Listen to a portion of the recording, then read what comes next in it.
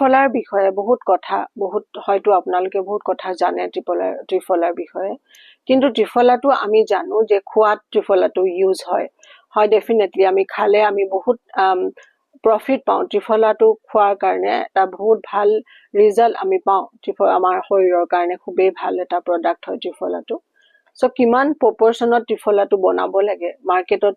কি প্ৰপৰচনত থাকে মাৰ্কেটত যেটো পায় তো কিমান প্ৰপৰচনত আমি যদি নিজে বনাই লওঁ ভাল আমি এফেক্ট পাম সো সেই কথাখিনি গুটে আৰু ত্ৰিফলাটো আমাৰ স্কিনত কেনেকে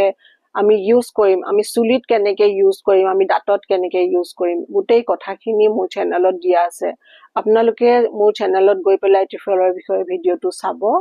আৰু খুব ভাল পাব আপোনালোকে যেনেকে দিছো তেনেকে আপোনালোকে যদি ইউজ কৰে আৰু যদি নিজে ঘৰত বনাই লয় সাংঘাতিক এটা ভাল ৰিজাল্ট পাব আপোনালোকে ত্ৰিফলাৰ পৰা ত্ৰিফলাটো খুবেই ভাল বস্তু এটো আগবত ৰিখিয়ে যেনেকে কৈছে সেইটো প্ৰপৰচন